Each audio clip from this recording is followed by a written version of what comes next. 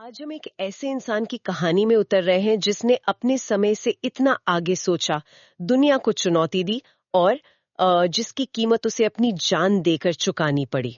हाँ, जोर्डानो ब्रूनो, एक बहुत ही असाधारण कहानी। बिल्कुल। और इस दिलचस्प कहानी में आगे बढ़ने से पहले एक छोटी सी गुजारिश, अगर श्रोताओं को ऐसे ही ज्ञान बढ़ाने वाले विषयों और जानकारीपूर्ण चर्चाओं में रुचि है तो प्लीज इस शो को फॉलो करें, इसे पसंद करें और हाँ, अपने दोस्तों और परिवार के साथ शेयर भी करें। हाँ, श्रोताओं का सपोर्ट हमें ऐसे और कंटेंट बनाने के लिए वाकई बहुत इंस्पायर करता है। तो चलिए शुरू करते हैं। कौन थे ये जियोर्डानो ब्रूनो? जियोर्डानो ब्रूनो का जन्म हुआ था 1548 में, इटली में नेपल्स के पास एक जगह है नोला, वहां। अच्छा, और वो सिर्फ एक चीज के लिए नहीं जाने जाते थे, है ना? मतलब कई सारे रोल्स थे उनके। हाँ, बिल्कुल।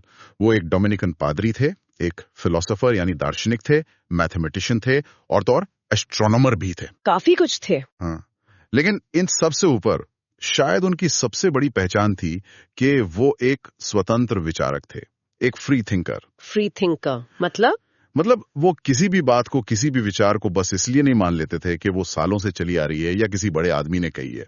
वो हर चीज पर सवाल करते थे, अपने तर्क की कसौटी पर कसते थे। अच्छा, और ये उस जमाने में तो बहुत बड़ी बात रही होगी, 16वीं शताब्दी में। बहुत बड़ी बात। सोचिए, वो जमाना था जब कैथोलिक चर्च का समाज पर, सोच पर, हर चीज पर जबरदस्त कंट्रोल था। और चर्च क्या सिखाता था कि पृथ्वी ब्रह्मांड का केंद्र है, जियोसेंट्रिक व्यू जिसे कहते हैं। हाँ, कि सब कुछ पृथ्वी के चारों ओर घूमता है। और इसे सिर्फ एक वैज्ञानिक तथ्य नहीं, बल्कि एक पवित्र सच माना जाता था। इस पर सवाल उठाना मतलब धर्म का अपमान। हालांकि उनसे कुछ पहले कोपरनिकस ने ये तो कह दिया था कि भाई सूर्य केंद्र में है, पृथ्वी नहीं। वो भी एक बड़ी क्रांति थी। बिल्कुल थी, लेकिन ब्रूनो तो उससे भी कई कदम आगे निकल गए। कैसे, क्या कहा उन्होंने? उन्होंने कुछ ऐसी बातें कहीं जो उस वक्त के लोगों के लिए, आप सोच सकती हैं, बिल्कुल होश उड़ा देने वाली थी। पहली बात, उन्होंने कहा कि ये जो ब्रह्मांड है, ये सीमित नहीं है। सीमित नहीं? हाँ, जैसा चर्च कहता था वैसा नहीं, बल्कि ये अनंत है, इन्फिनिट। और अगर ये अनंत है तो इसका कोई एक केंद्र हो ही नहीं सकता, ना पृथ्वी, ना ही सूर्य। ओहो, ये तो बिल्कुल ही अलग बात हो गई। हाँ, और ये चर्च की पूरी कस्मोलॉजी को ही चैलेंज कर रहा था। फिर उन्होंने एक और बात कही। क्या? उन्होंने कहा कि आसमान में हमें ये जो अनगिनत तारे दिखते हैं ना, ये असल में दूर के सूरज हैं, बिल्कुल हमारे अपने सूरज जैसे। हर तारा एक सूरज? हाँ, हर तारा एक सूर्य। और फिर अगला लॉजिकल सवाल क्या आता है, अगर वो सूरज हैं तो क्या उनके भी अपने ग्रह नहीं होंगे जैसे हमारे सूर्य के हैं? अरे बाप रे, मतलब वो सौर मंडलों की बहुलता, मल्टीपल सोलर सिस्टम्स की बात कर रहे थे, बिना किसी टेलीस्कोप के। बिल्कुल, अंदाजे और तर्क से। और यहीं से जुड़ा था उनका शायद सबसे विस्फोटक विचार। वो क्या था? Extra terrestrial life. उनका मानना था कि अगर अनगिनत सूर्य हैं और उनके अनगिनत ग्रह हो सकते हैं तो उन ग्रहों पर जीवन क्यों नहीं हो सकता? यानी एलियंस, 16वीं सदी में। हाँ, दूसरे ग्रहों पर जीवन की संभावना। सोचिए कितना रैडिकल रहा होगा जब धर्म यही सिखा रहा था कि इंसान ईश्वर की सबसे खास रचना है और पृथ्वी ही सब कुछ है। ये तो वाकई चौंकाने वाला है। और ईश्वर के बारे में भी उनके विचार अलग थे, है ना? बहुत अलग। वो ईश्वर को कहीं ऊपर आसमान में बैठे किसी राजा की तरह नहीं देखते थे। उनका मानना था कि ईश्वर अनंत है और वो हर चीज में मौजूद है, कण कण में। अच्छा। हाँ, प्रकृति में, तारों में, हम सब में। इस विचार को पैंथीज्म कहते हैं, मतलब ईश्वर और ब्रह्मांड एक ही हैं। तो ये भी चर्च की शिक्षा से बिल्कुल अलग हुआ। बिल्कुल, क्योंकि अगर ईश्वर सब में है तो फिर चर्च की जो भूमिका थी एक बिचौलिए की, वो कहाँ रही? ये सीधे चर्च के अधिकार पर चोट थी। तो इन सब विचारों के पीछे उनकी मूल सोच क्या थी? वही स्वतंत्रता। हाँ, विचारों की स्वतंत्रता, फ्रीडम ऑफ थॉट। उनका मानना था कि सच को किसी अथॉरिटी या ट्रेडिशन के आधार पर नहीं मानना चाहिए, बल्कि तर्क, रीजन और अवलोकन, ऑब्जर्वेशन से खोजना चाहिए। खुद सोचो, खुद देखो और फिर तय करो।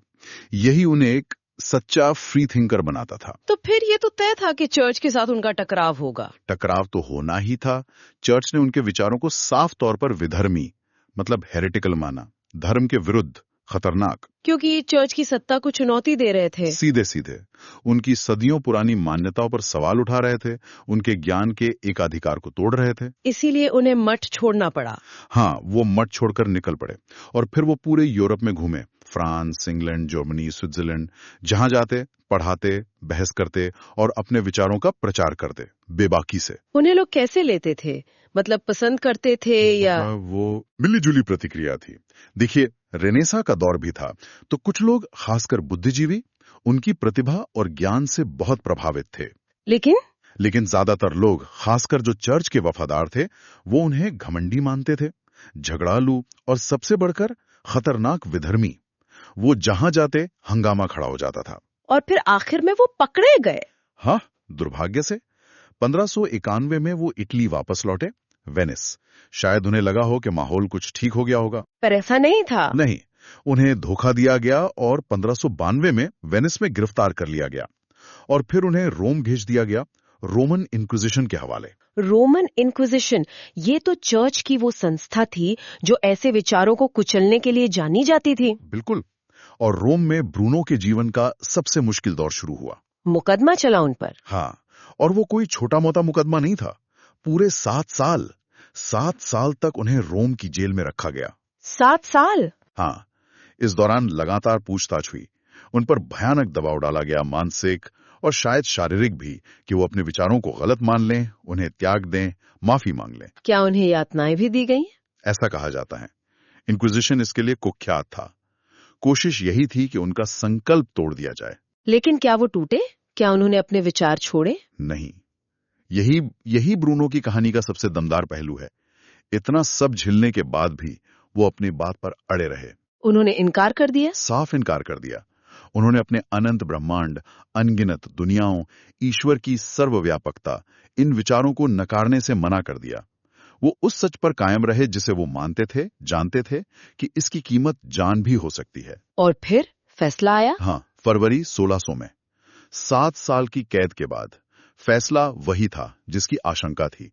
उन्हें हठधर्मी, विधर्मी करार दिया गया और मौत की सजा सुनाई गई। मौत की सजा? किस तरह से? उस समय की सबसे क्रूर सजाओं में से एक, जिंदा जला देना। जिंदा जला देना? हाँ, 17 फरवरी 1600 को रोम का एक मशहूर चौक है, कैंपो दे फ्योरी, वहां उन्हें खंबे से बांधा गया और सबके सामने जिंदा जला दिया गया।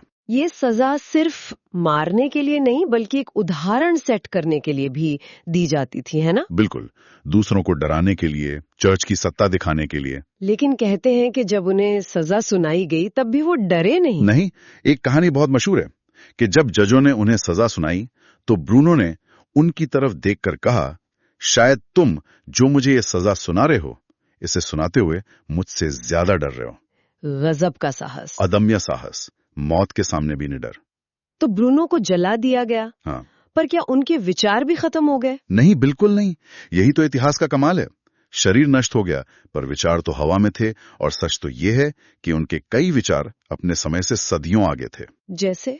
उनके मौत के कुछ ही साल बाद गैलीलियो ने टेलीस्कोप से आसमान में झांका और कोपरनिकस और ब्रूनो की बातों को और बल मिला। और आज का विज्ञान तो ब्रूनो की कई भविष्यवाणियों को सच साबित करता दिखता है। हम जानते हैं ब्रह्मांड कितना विशाल है, शायद अनंत ही। तारे वाकई दूर के सूरज हैं और अब तो हम हजारों एक्सोप्लैनेट्स खोज चुके हैं, दूसरे तारों के चक्कर लगाते ग्रह। और वो एक्स्ट्रा टेरेस्ट्रियल लाइफ वाली बात? वैज्ञानिक आज बाकायदा कॉस्मिक लाइफ की तलाश कर रहे हैं। वही विचार जिसके लिए ब्रूनो को जान देनी पड़ी थी। इस लिहाज से देखें तो ब्रूनो की सोच कमाल की थी। तो उनकी विरासत सिर्फ विज्ञान में नहीं है? नहीं, उससे कहीं ज्यादा बड़ी है। जियोर्डानो ब्रूनो आज विचारों की स्वतंत्रता के लिए शहीद, martyr for freedom of thought के तौर पर याद किए जाते हैं। वो प्रतीक हैं उस हिम्मत के जो सत्ता के सामने सच बोलने के लिए चाहिए। उनका जीवन हमें क्या सिखाता है? यही कि नए और चुनौतीपूर्ण विचारों का स्वागत करने के लिए हिम्मत चाहिए, समाज को भी। और ये भी कि जो विचार आज अजीब या खतरनाक लगते हैं, वो कल का सच हो सकते हैं। हाँ, और उसी कैंपो दे फ्योरी चौक पर आज उनकी मूर्ति लगी है ना? हाँ, बिल्कुल, स्वतंत्र सोच की जीत का प्रतीक। उनका एक कथन भी है जो उनके विचारों को दर्शाता है, तारों के बारे में। हाँ, कि अनगिनत सूर्य मौजूद हैं, अनगिनत पृथ्वियां उन सूर्यों के चारों ओर घूमती हैं, जीवित प्राणी इन दुनियाओं में निवास करते हैं। तो जियोर्दानो ब्रूनो की ये कहानी हमें याद दिलाती है कि सवाल पूछना, नई बातें सोचना और सच के लिए खड़े होना कितना जरूरी है, चाहे वो कितना भी मुश्किल क्यों ना लगे। बिल्कुल।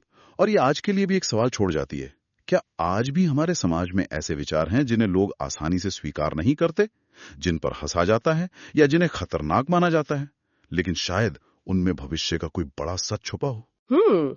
सोचने वाली बात है। श्रोता इस बारे में क्या सोचते हैं, अपने विचार नीचे कमेंट सेक्शन में जरूर बताएं। हाँ, हमें इंतजार रहेगा। और जैसा कि श्रोताओं ने पूरा शो सुना है, आप यहाँ तक आ ही गए हैं, तो जाने से पहले प्लीज इस चैनल को सब्सक्राइब करें ताकि श्रोताओं को ऐसे ही यूजफुल और इन्फॉर्मेटिव शोज के नोटिफिकेशन मिलते रहें। आपका सपोर्ट हमारे लिए बहुत मायने रखता है। धन्यवाद।